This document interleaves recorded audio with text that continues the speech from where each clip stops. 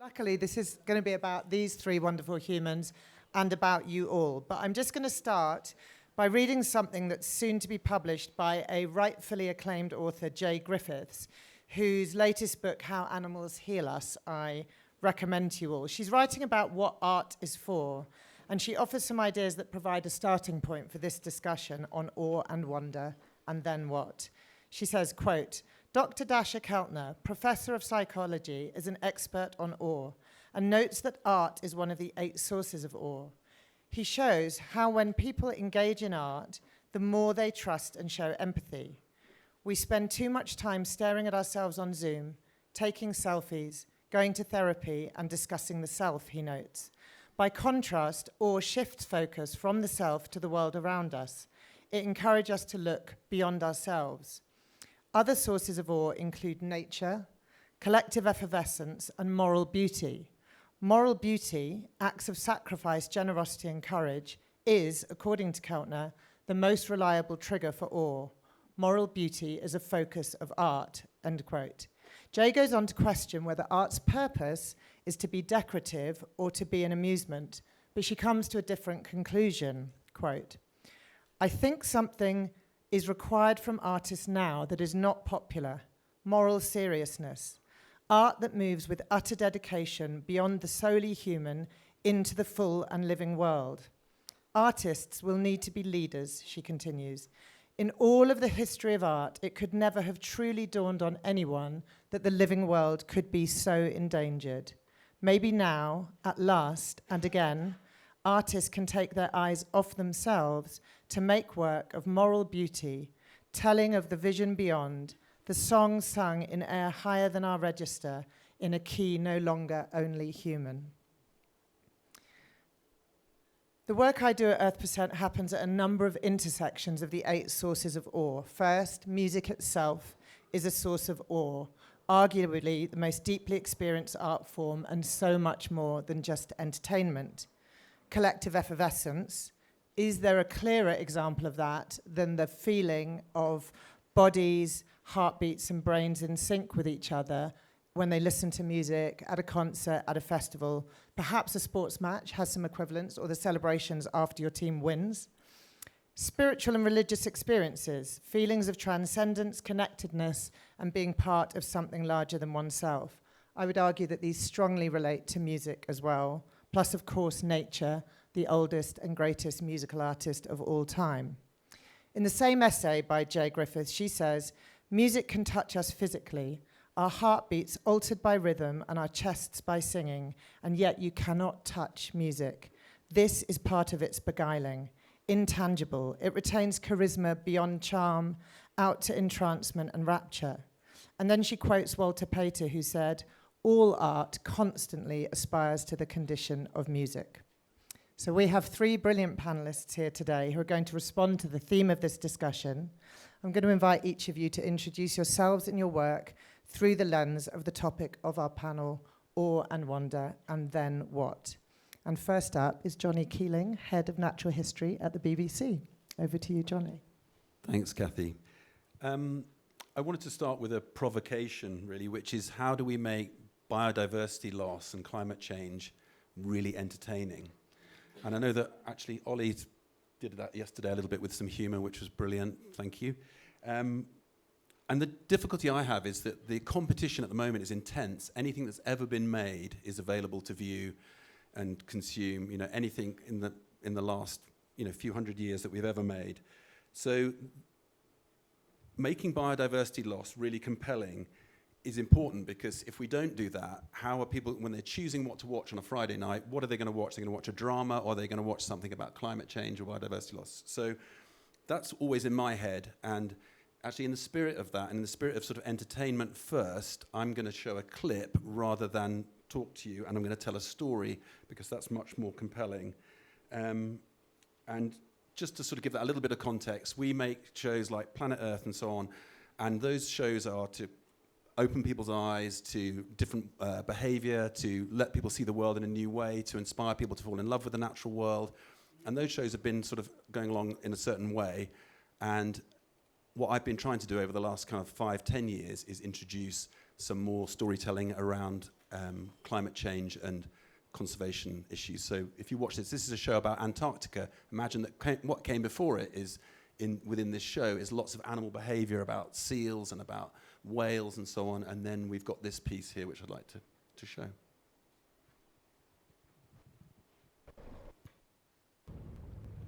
Human beings.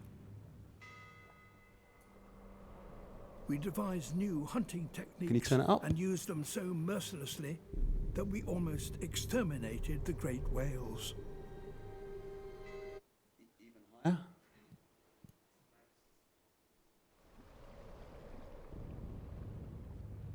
Human beings. We devised new hunting techniques and used them so mercilessly that we almost exterminated the great whales. These whaling stations on South Georgia were at the center of this industry.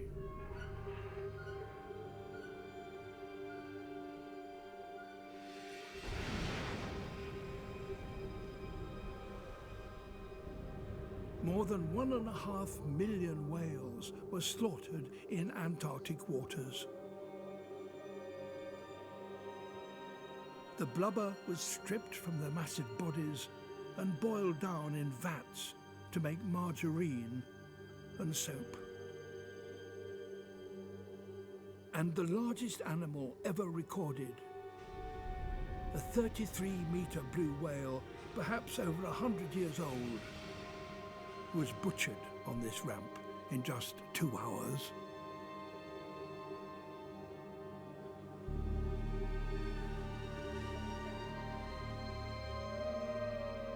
This reckless slaughter marked a new low in our relationship with the natural world.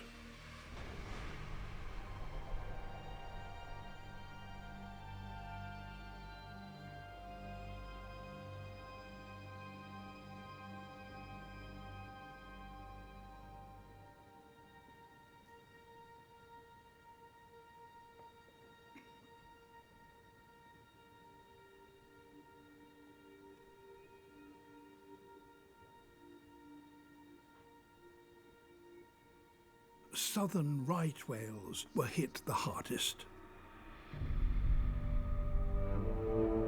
They were so trusting and inquisitive that they swam right up to the whalers' boats. And the whalers called them right whales because they were the right whales to hunt.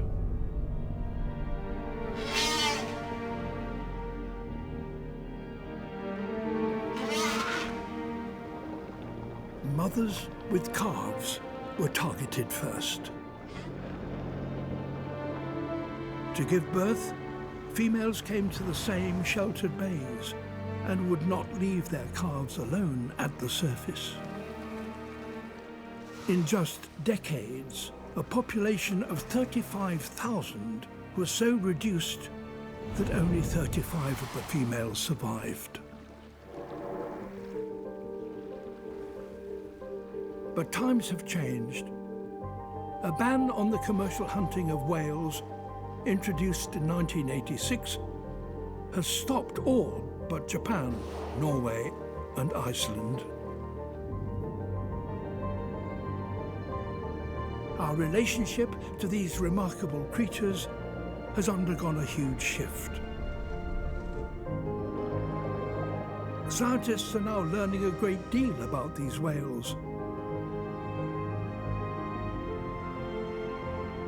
But we still don't know how long they live. It's thought that some individuals alive today were around at the time of the mass slaughter. Yet these 60-ton whales remain gentle and inquisitive around humans.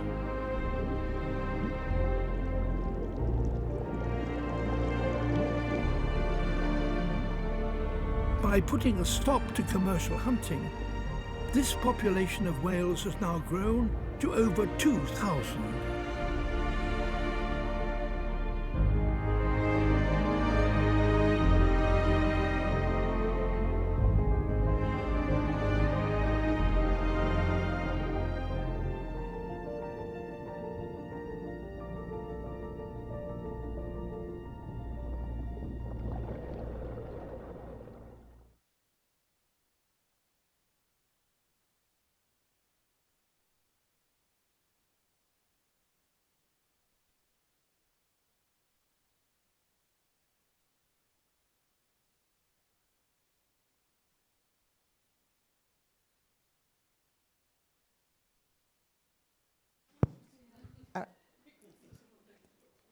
So thank you for sharing that with us. We're going to come back and talk about the storytelling in that. And next up is Zelda Chauvet from OurFrame. Thank you. Does this work? Not somewhere else? Oh, it is up already. Oh, it works. Thank you. Not easy to follow this, and not easy to follow actually the workshop we had just before. Very emotional one. I did not know that a program today was to talk about being human transformation to save ourselves. But what I prepared as an intro, I prepared before knowing all of that. So I guess it's in the theme. Instead of just... Okay, I'm not allowed to... Okay. This is better. So I thought instead of just talking about what we do, I would start by telling you a story.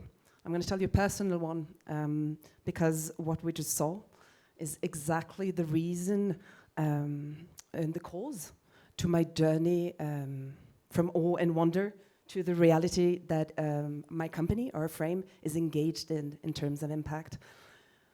I grew up as a very lonely child. I had no friends.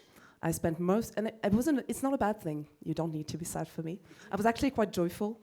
I spent a lot of time with my books and films. That's really where I found my joy and the wonders of life. I'm going to use that word a lot. In the stories, and all types of stories. And when I finally had to get out and live my life, I thought the best way possible would be to actually experience these stories for real. And what's better way than just to become an actress, going to Paris. I'm going to play in those films and those stories to make a difference. And I tried. We talked about tentativeness. I tried and failed drastically. It was horrible. The world is hard, very competitive, and I had no idea it would be like that. And after my fall, I thought, okay, well, definitely I'm not done for that. I'm not made for that. I'll just have to go back and be normal. I'll go and study. Did my master's in international relations. Worked in a private bank for 5 years. That was amazing. Worked at the UN because, I had some sense of wanting to change things anyway. Got married, felt desperate, and had the feeling that I was going to die. I honestly felt there was nothing left in me. And I guess you're all familiar with the hero's journey of the abyss. I really fell into the abyss at that stage. And Hero's Journey is by Joseph Campbell, for those who don't know. It's the call for adventure, for the hero's adventure. You go from the known to the unknown, to death, symbolically, rebirth and transformation. And I really feel that I felt at that moment, in the abyss, I had to let go. And he said, you have to look at the problem in the eye and move through it to find something magical. And at that moment, I understood that if I wanted to make a difference and I wanted to actually experience these stories and make them happen for real, I had to move through it. I had to get my power back. We've talked about power and act.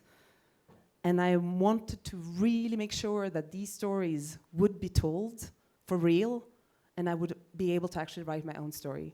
So I tried again, tentativeness. I became a journalist because I thought, it's definitely the best way to move forward, to share other people's stories. But sadly, and you might know that better than I do also, media thrive for entertainment. I'm not talking about the BBC. The BBC is super. But move away from what is important. Today, media move away from the human stories. And the human stories is really what I felt I needed to tell. So I joined an independent production company and produced my first documentary on electric cars almost 10 years ago. And there something happened. We traveled around the world, went to Chile, we went to the DRC, we met with the people, and we gave them a voice, and the voice no one ever gave them.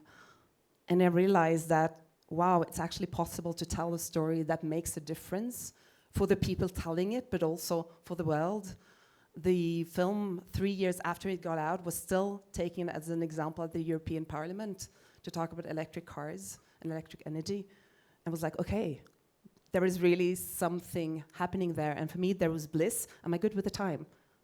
Okay, good. And I was experiencing really, I was in the state of awe and wonder. I felt the joy of being part of making a difference.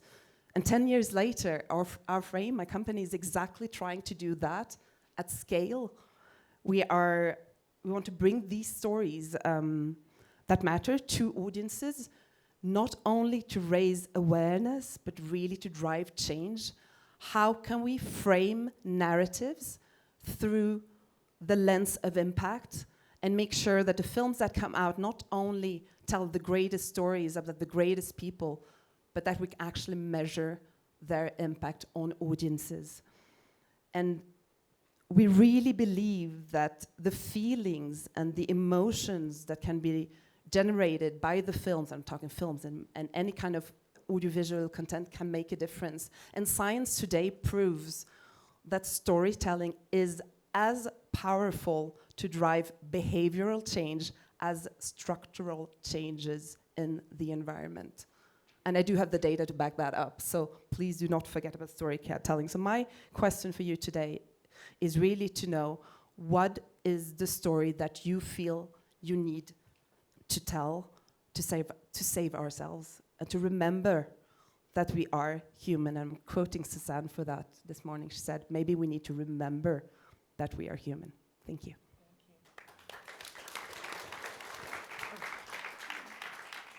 We have to do a lot of microphone sharing. I think I don't even know if yours is working, but we'll try. So I'm going to hand over to our third panelist, Professor Florian Schneider, head of the Institute of Creativity at the University of Galway. Yeah, I think it works. And we have... And I also have to confess, I mean, very, very spontaneously, I totally changed strategy. Oh, this is now a little bit small.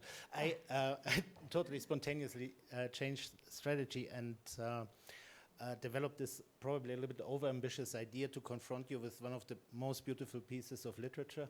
It's the shortest piece of prose by Franz Kafka, and it is entitled The Truth About Sancho Panza. I also sent it through WhatsApp, so take your mobile phones, I'm not offended. You can read it there as well. Maybe we can make it a little bit bigger, I don't know. Anyway, I will not read it out, but I want to take it as a starting point to introduce a few ideas. And again, I mean, I'm in a kind of weird or slightly embarrassing situation. I don't want to repeat all these awesome things that have been said in the last 2 days. I mean, and also all the side conversations. And I feel particularly, basically, Kirsten said in the morning more or less all the points that I gathered before. So I still try to highlight one aspect that is really important to me.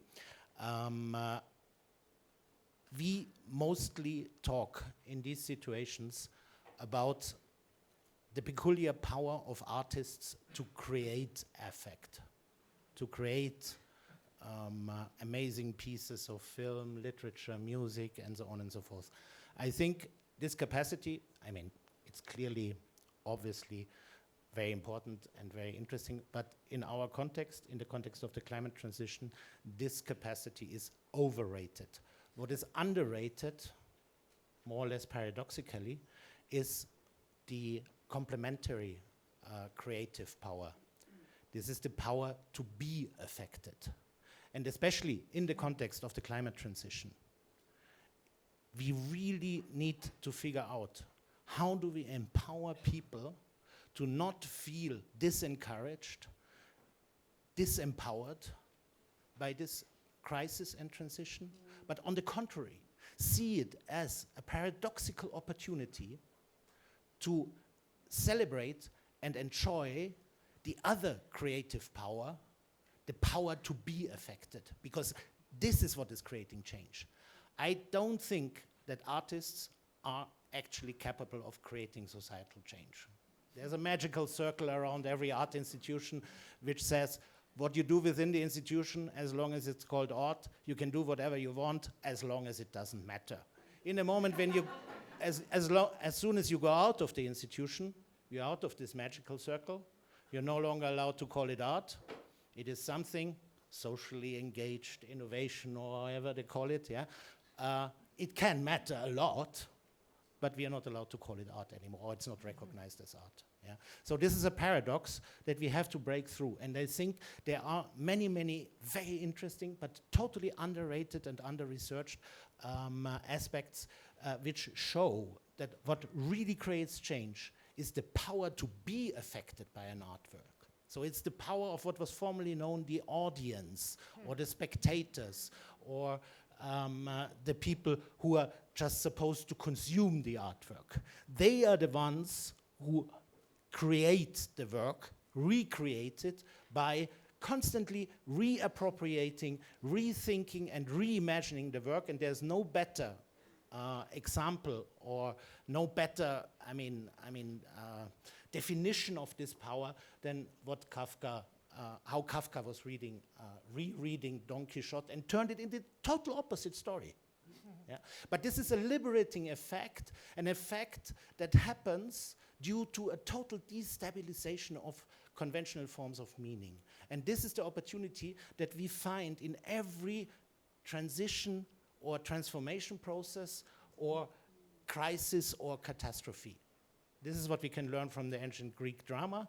And we can also see and identify, and this is actually the work. This is really hard work. It takes time, it takes trust, and it takes a lot of efforts to identify these kind of lines of flights or lines of escape that help us seeing these opportunities in the crisis situation. So I think the role of art and culture in the context of the climate transition is not only to reframe the urgencies of the transition, this is very, very important, but it's also about revaluing, in the strict Nietzschean sense, from over there in Sils Maria, to reevaluate the power to be affected as an active and creative force that is particularly important in the context of the climate transition.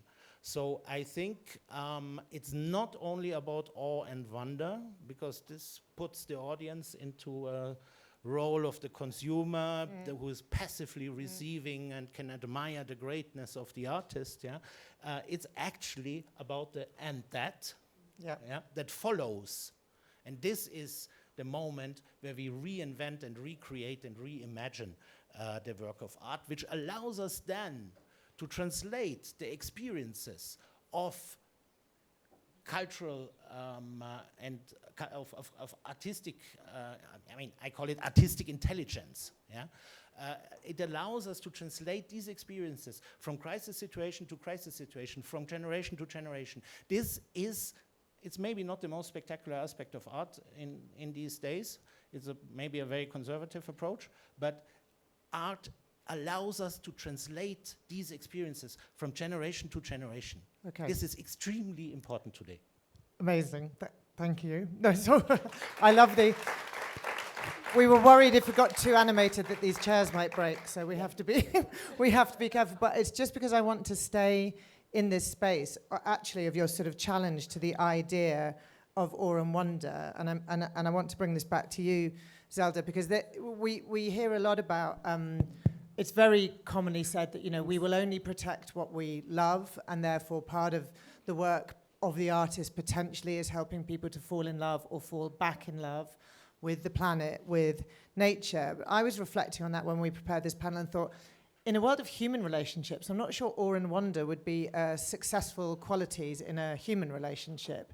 There's something about this focus on awe and wonder which feels like this looking outwards to the vast and to the unknowable, and then is it relatable, which will come back to your discussing the role of the audience. So I wanted to bring that to you, Zelda. If we're trying to sort of inspire love, if we're trying to close the distance from all that is beautiful and awe-inspiring, then what do we do that perhaps is more empathetic or leads to action?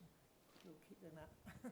Okay, thank you. I think I have something. It's probably the emotions of before.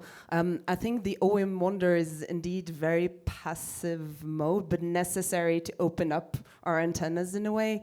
But I think it's very interesting what you said, Florian, about, allow ourselves to be affected. But the question is, can we be affected? Are we capable of being affected when it comes to subjects like climate change? Because we forget you know, the world we're living and the ecosystem we live in, all the dense information and all the filters they are between whatever story or information that is out there and when it reaches our heart and our brain. We have the emotions, we have the identity, we have the political values, whatever, and it goes through that before it's actually capable of reaching us. That means when it reaches us, we are totally in control of what we see, and that's where I join Florian. We are in control of how we interpret things. So the storytellers or the journalists or whatever are not in control anymore. It's the audience who's in control. And if we're not capable of understanding that we are all biased in a way, that we are biased in the way we actually accept and we hear information or stories, then it's not going to work. We are not going to be affected, or the audiences are going to decide how they are going to be affected. And the thing is, we can have the best of intention. It can be completely counterintuitive. So storytelling has super powerful rules. We know that a story that works needs a hero. We talked about hero stories. There needs to be a purpose, a why we're telling the story. That's good. It needs to be universal. We need to know that whatever the story is, anyone can relate to the story everywhere. It needs to be simple enough for us to understand, and we need the emotions, and the emotions need to be real. But we need to consider human emotions as well when we transform it, and that's the interpretation that is extremely tricky, and where impact needs to be taken into consideration. And science is not always the king. We need to really tell it and transform it and translate it in the best possible way. Florian, let's come back to well, it's building, Zelda's build on what you said, and let's keep going with that. I was thinking about, so Brian Eno wrote a book called What Art Does, and he talks about the fact that children learn through play and adults play through art.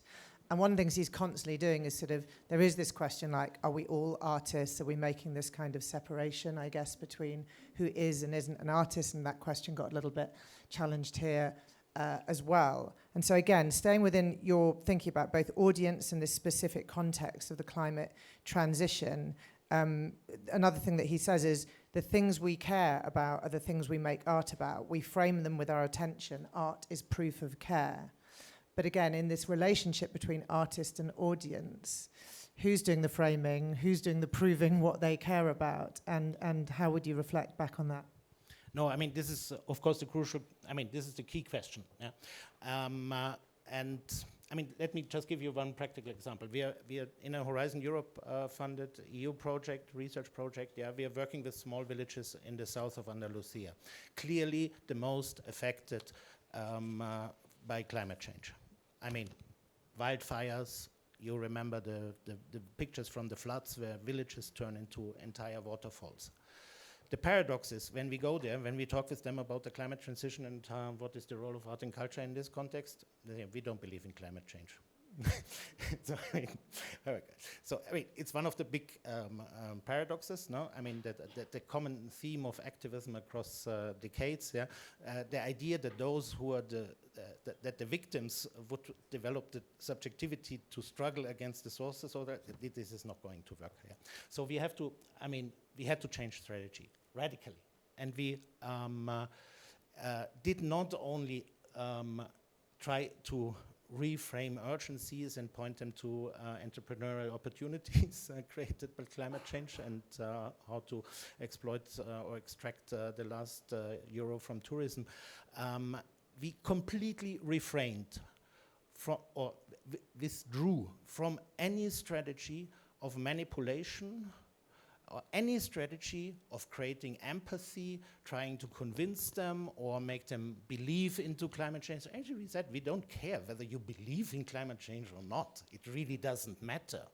What matters is reclaiming the ownership of who is allowed to tell the story. And I think many people yesterday pointed exactly to this fact, climate witnesses and so on and so forth. What is at stake is who is telling the story, who owns the story, and who has the privilege to reframe the urgencies that are created through the transition into opportunities that really matter and change life also on an individual basis. So I don't believe in creating empathy. I believe in making things strange, defamiliarization strategies, that allow people to zoom out of the situation, see themselves within a certain context, and critically question what they're doing, why they're doing it, and whether there isn't an alternative that is much, much more interesting and attractive.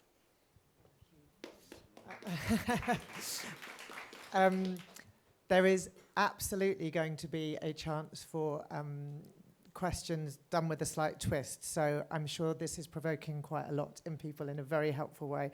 Grateful for it. Jonny, let's come back to the clip that you showed. So we're just dancing with microphones. I could probably go with that one. I've got a hell of a gob on me. So if we need to. But just come back to the clip we showed and why you chose that. And, you know, you were talking about how the storytelling, you know, we know that when the BBC Natural History Unit tells a story, awe and wonder is not the question, right? You know, it's replete with awe and wonder. But when I watched that clip, when you shared it with me, I had an interesting reaction because part of the awe and wonder wasn't just the beautiful images of the whales, right? It was something more than that. It was in the story that you were telling. So just go a bit further into that journey you've been trying to go on with the way you're telling the stories and where you think that focuses and or responding to this idea of what the audience, how you're closing up to the audience. Yeah, so like I was saying, we make things like Planet Earth and Blue Planet, which reach like 10 million people in the UK, maybe 1 billion people around the world. So it's quite a sort of high wire act for me because I'm thinking, well, I don't want to lose that audience and they have a certain expectation of what they're going to get. I want them to fall in love with the natural world, to understand the natural world, but I also want them to protect it or want to, you know, be involved with it and care for it.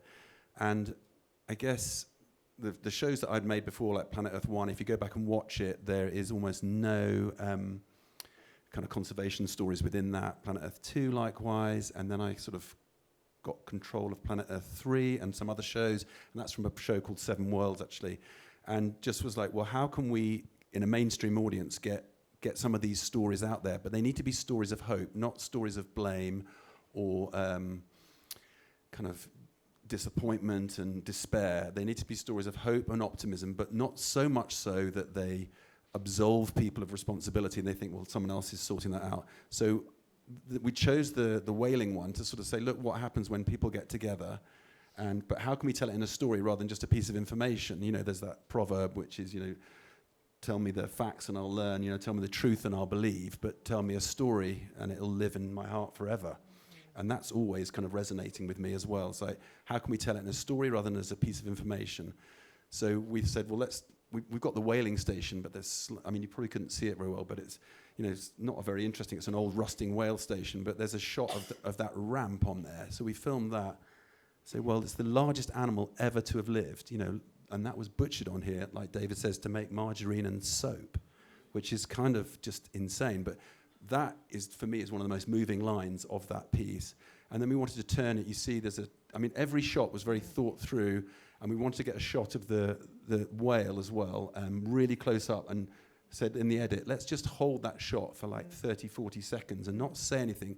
And the whale is basically looking through your soul and just sort of staring at you, and you're thinking, yeah, as you go to the point, like, things have changed, or, you know, sorry, I think at that point we say, you know, it was a dark time between humans and animals. And anyway, so lots of it's all thought through. And then we wanted to end on a positive note, say, look, actually, there's been a comeback.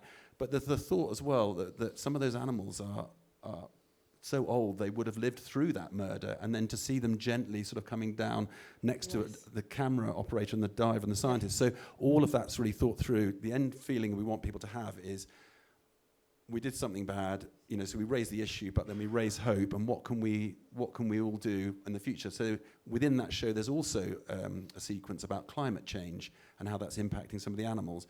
But we want people to look at that and think, if we all do something, we can turn this around. So it's a story of hope and optimism, but told in a way that's meant to embed it in those Planet Earth series, which are more about sort of showing people new behaviour or showing people the world in a different way. So that's the sort of story behind it, I guess.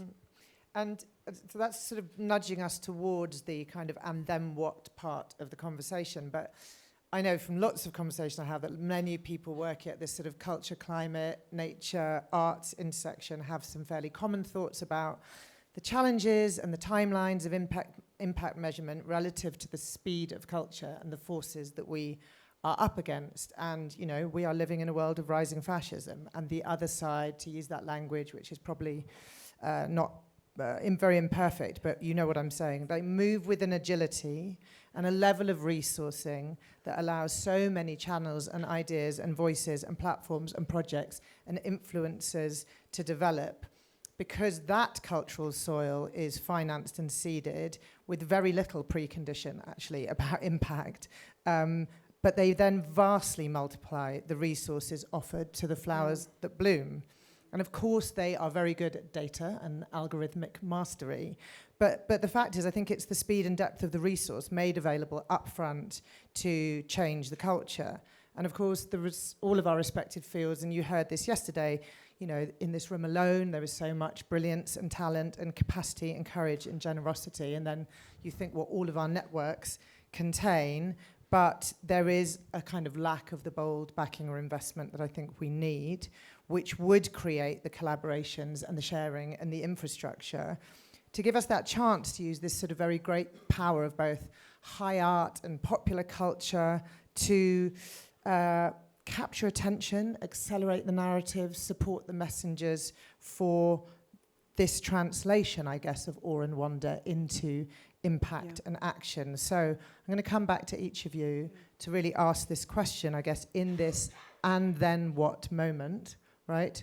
What are you seeing, feeling, needing, or doing to make that translation from the awe and wonder out to then what? Zelda, you look ready to No, because you said something to interact. I'm sorry. Go. Journalist thing. It's. I think it's really important to understand that humans, if we don't feel that what's happening around us is normal, like acting, we won't act.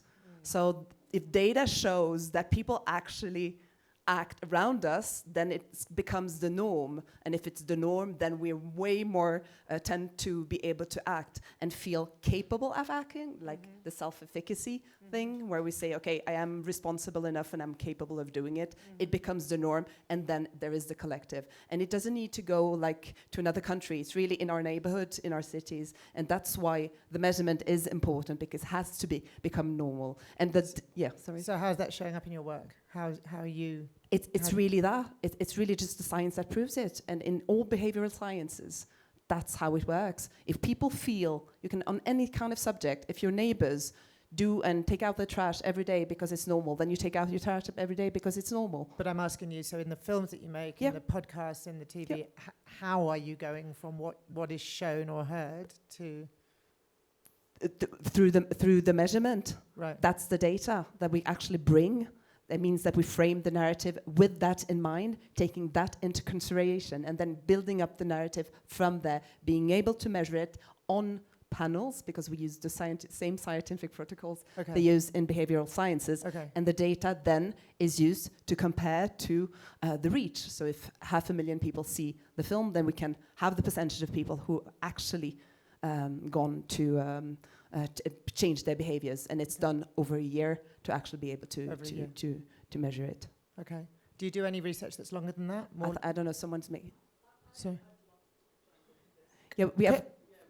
Can I hold 1 second, because we're going to flip our whole Q&A session back out to you. So just let me hold, so that give each panelist a chance just to respond to this point.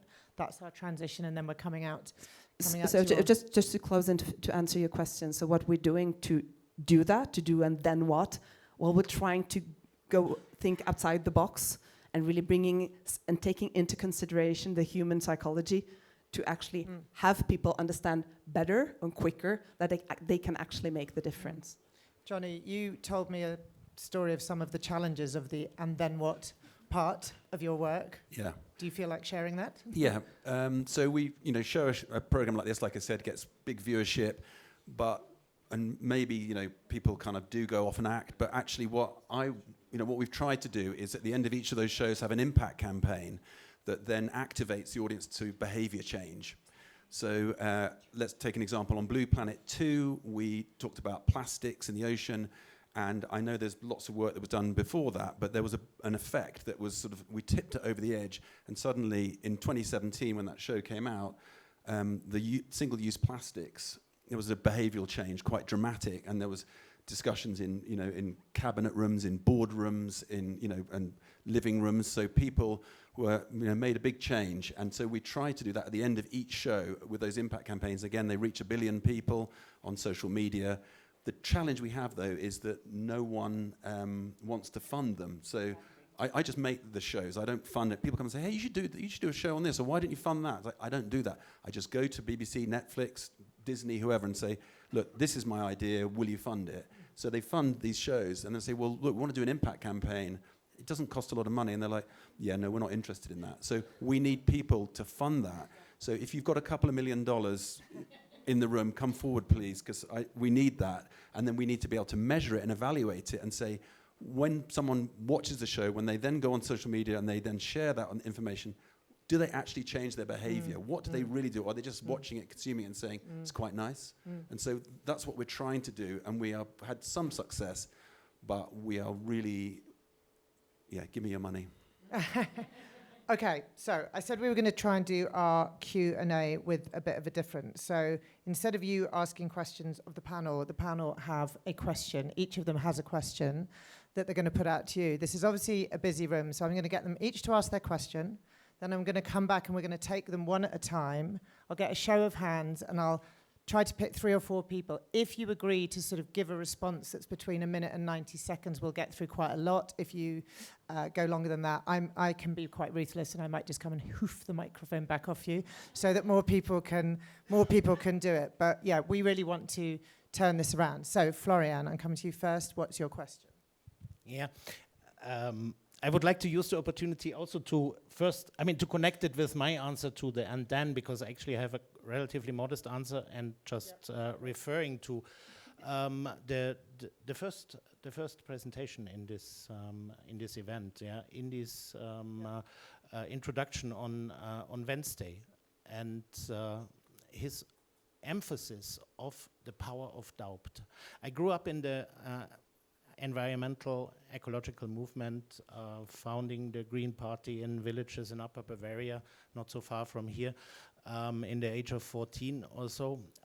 What we always had as our main advantage was the power of doubt, the capacity to question and to create disbelief into the main narratives of power. Today we lost this to the right-wing populists. I think the pandemic was a turning point here. We really have to think about how do we reappropriate and regain this power to suspend, not to suspend, but to create disbelief. This is so for me the question would be, how do we regain this capacity? How do we not remain in the position that we have to propagate and promote the latest idea of the President of the EU Commission in the most efficient way and in the most immersive way, because this is all about the suspension of disbelief. This is the scientific definition of immersiveness, it's suspension of disbelief. On the contrary, we have to create, this is for me the answer, and that we have to create disbelief. How do we do this? What can we do as artists, as creatives, as audiences? How can we regain this capacity to question? That's one question. Hold your thought, Zelda. So Jonny said very rightly that almost all the stories have always already been told about climate change and nature and so on. So what would it take for you? What would it take for you to go from knowing, being aware, and acting? What is the story? What is missing in the stories we're telling today to want to act? I've sort of asked it already, but it's how do we get the funding necessary to reach people and activate that behavior change, and also to measure that so we can improve and iterate and get better at doing it? How do we get the funding to do that? Okay, so you've got 3 questions. I'm going to come back to Florian's question first, And can I get a show of hands for anybody who would like to be in the discussion about how do we better promote doubt or create art in less certainty? Is that a fair representation? Who's got something they would like to contribute? I'm coming over here first.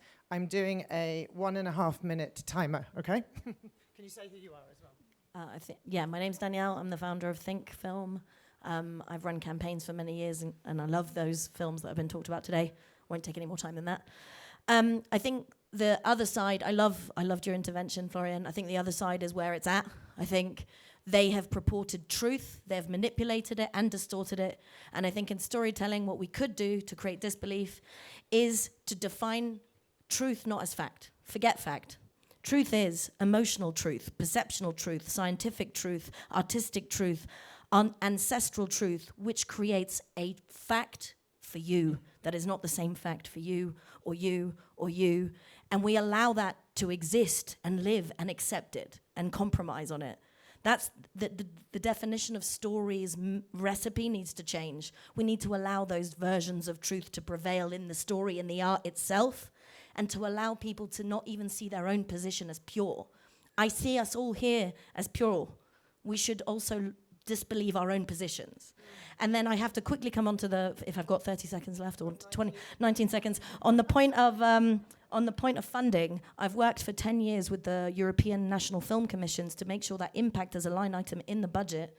If there could be philanthropic grants and funds that match funded public money, we could have at least 60 to 100,000 to start impact campaigns on every film. Perfect. The duck has spoken. You are amazing. I'm coming over here next.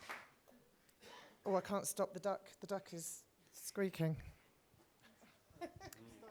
Hello, my name is Franziska Gaub. I'm an environmental scientist, and as an academic, I would say asking questions is kind of our discipline. And as a facilitator and coach, I would say really asking meaningful questions is really, really important. And as a critical scientist, or being critical of how we do science right now, is I work against what we call solutionism.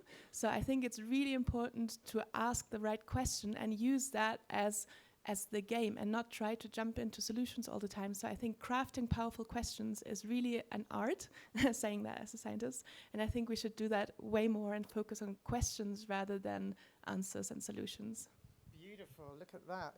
Thank you so much. I'm coming to one more, and then I'm going to pass it back to you, Florian, for a quick reflection before we move to the next question.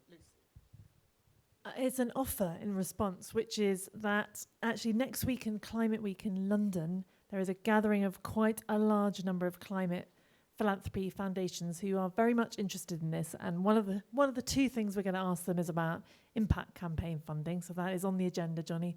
The very fact that we know there is a huge amount of interest from climate philanthropy, and Climate Spring and many others that we're happy to join forces with are trying to help pull together that funding from philanthropy to do exactly this. So this is an offer to anyone who wants to be part of that. But next week in Climate Week, there's a really good show of interest from philanthropy. So just sharing. Offer.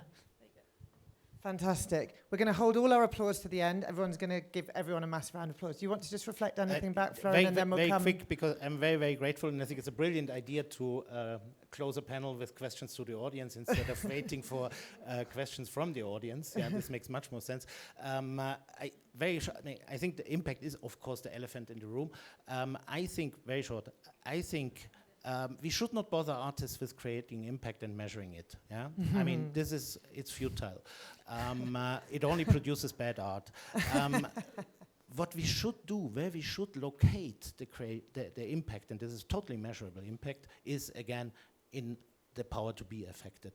Multiversionality is a big, big topic when it comes to theory of narrativity at the moment in the social sciences and so on and so forth. We really need to think about how do we translate this, as complex as it is and as difficult to understand, to the policymakers. And this is exactly the right point. I love scientists who have this attitude. Unfortunately, many, many more scientists feel the pressure that they, in order to have impact, they have to reduce their research or the results of their research to very simple messages that can be communicated in a 30 seconds YouTube video and so on and so forth. And this produces exactly this kind of unintentional, involuntarily, this pressure to produce answers.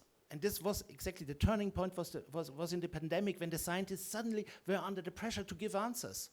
Not because the politicians forwarded all the responsibility to the scientists. Okay, amazing. Zelda, do you want to just restate your question, and I'll take another show of hands? Yeah, I kind of forgot what I asked now. Well, you can what ask is missing? I think anything what you is want. missing in the stories that are told now, and that you would need to go from just being passive and raising awareness to actually act. Amazing. So the one story that hasn't been told about the climate and environmental crisis is the story of human struggle. We've got the bourgeois novel of the individual coming to awareness and changing behavior. We've got the tragedy of human nature leading to the catastrophe. And then we've got the sort of comedic ending of the techno-optimist Deus ex machina coming in and removing 1 trillion tons of carbon dioxide from the atmosphere. But what we don't have is the epic tale of a group of people banding together to overthrow an evil empire and found a new world. And that story is, as it is in the Aeneid, as it is in, I don't know, the Odyssey, even though that's more individualistic. It's episodic. It means that there are going to be failures. It means that you have to retrench. It means that you decide not to do it and hang out with Dido for a while, but then you sort of get back on the horse, whatever. Or in Star Wars, do you know? So that's the story that we need to tell, because that's where social proof lies. That's where agency lies. And that's where politics and innovation actually lie. It's not even about nature. It's about fighting power. Incredible. With 11 seconds to spare, I'm coming here and then to you. Hi. I'm going to answer it for this question, but it also relates to Jonny's question. So one thing I would say as a recovered media lawyer and recovered TV producer is we need to get over ourselves in this division between art and popular culture if we want to shift people's behavior. Popular culture, I come as someone who we made Idol, the Idol series all over Asia. I made soap operas all over Asia. They shift people's behavior. Indian Idol, we had no money. We got the money from the texting. At the time, we have to have those dark partnerships. This is going to the point about where the money is. We have to go to where the money is. You make those partnerships. We made the money, Fremantle Media, who I was leading at the time, and Sony, we made the money for Idol out of the texting, and it changed the behavior of people in India around text. And you can think this is a very creative room. You can think of lots of ways in which actually inviting people. I'm sorry to all the philanthropists in the world, in this room, and the people who work with them, taking philanthropic money. You're going to be dependent on it. It's going to disappear, and then what's going to happen? You need to engage your audience. The audience need to be participating. They need to feel like they're part of it, and it needs to be embedded. There is a reason that Simon Cowell was drinking Coke. Right? We need to borrow those dark arts and bring them in. Thank you. Next, Farah. Hi. Hold all the applause to the end, and then massive applause. I think there are other stories that haven't been told because it's all of we hear a lot about giving people voice, but people have voice when they're on the front lines of climate impacts already. It's just that who are they being listened to? And when we talk about the biases and the perspectives that we all come in with, we are not like the people who are on the front lines never are actually given the space and the resource to tell stories in their own ways, in their own languages, in their own complexities, and their own nuance and the spirituality or the relationship that they have with the land and with one another. And so that in terms of how we do this, how we normalize all of this, if people are always following, who's the person at the front of that pack? Somebody has to take the step and do that. Somebody has to make that leap. And if we're all sat in a room together thinking about how we do that, somebody needs to be the person taking that forward and giving the resource to the people whose stories they are. Thank you so much. Hold the applause. It's all so good. Jonny, do you want to just restate your question? And I know Sega wants to say something, Marcus, and then there'll be a chance for one more after that, and then we will... Oh, the duck. Sorry, that duck's not for you. Go. I haven't even started. Yeah, so it was how do we get the funding to reach people and activate that behavioural change once they've been motivated or, they've fallen in love with the natural world. How do we get them to activate behaviour change? And then, I want that to be a long-term relationship where you then can evaluate it too and kind of work out who's watching it, who's doing something, and how can we change that and learn from it. Amazing. And if you're answering all of the questions at once or something slightly different, all valid. Yeah, this might be a little bit of a struggle, but surprisingly, I'm actually story agnostic sometimes. And I think if we're talking about culture, culture is about people and being amongst people. This whole forum we're talking about culture, but in terms of presentation, how many people have we actually shown on these slides? It's all a bit there's a lot of textbookness to it. So it's about whatever you're doing, having the culture and bringing people together, if it's coming through Planet Earth or coming through other different ways. If you're talking about the dark arts, and especially with pop culture as well, look at Trump. Like, there's a reason why getting behind UFC, because it's a space where everyone can come and congregate. So people can come to do this. Look at all of these rallies and looking at some of these things. Now, the challenge here is, talking about funders, put your money behind things where they're mushroom, where you can see a group of people coming together, and then you can build on that. And the stories will then come from the people as well, not just the artist who's leading it. So the artist who's leading it can feed into that as a provocation. And then, just to close, I think sometimes we've also got to see what is happening. And in Europe, if protest is being banned, that is a problem. That is a story there. 1 million people marched for the Iraq War. 1 million people are marching against annihilation of Gaza and so on and so forth. There's an ecocide story behind that as well, and that can link into all these other different things. But if people aren't supporting these things, then what are you supporting? And we're trying to think of clever new stories. Amazing. I do want to say there were some amazing pictures of people in Lewis's slides. No, that was gorgeous. Right, coming to Marcus, and then there'll be one more. Who's going to be the...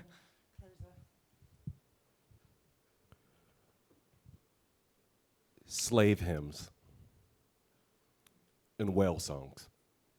Where I'm coming from in America, the prophetic vision for a hope for a future, even if standing in the field you knew you would never see that future. Singing a song of hope that led people to freedom.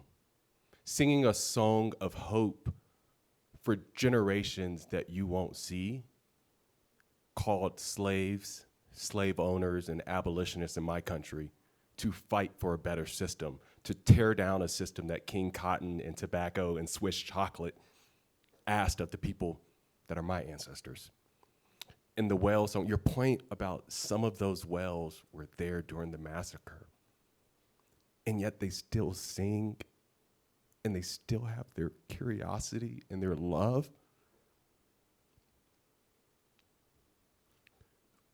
What motivates people to sacrifice their capital, time, relational, money, intellectual, is a hope for a future that is worth it. And for 20 years, we have let our lovely scientist friends show us a technocratic future. We have let the right wing show us a scarcity future. And what I am pleading with you all on this mountain to go back down the mountain and do is show a hopeful, abundant future. And someone said this yesterday, and I cannot stop thinking about it. We will not all make it through that mountain pass. I may not make it through that mountain pass, but my 10-year-old daughter and my 8-year-old daughter, if they make it to see 80 or 90 years, they will see the 2100th year. So we can talk about 2028, happy to do that. That mountain over there doesn't care about 2028. And my hope for my daughters is that they will see 2078 and 2020 and 2088. And so I have to sing a song of hope like my ancestors. I have to sing a whale song and hope that if I don't make it, if I get butchered on the whale ship of AI and data centers, that my calves will make it. I'm going to end here. I don't think... thank you so much, Marcus. Please give one more round of applause for everybody, for all of your contributions, for our panelists.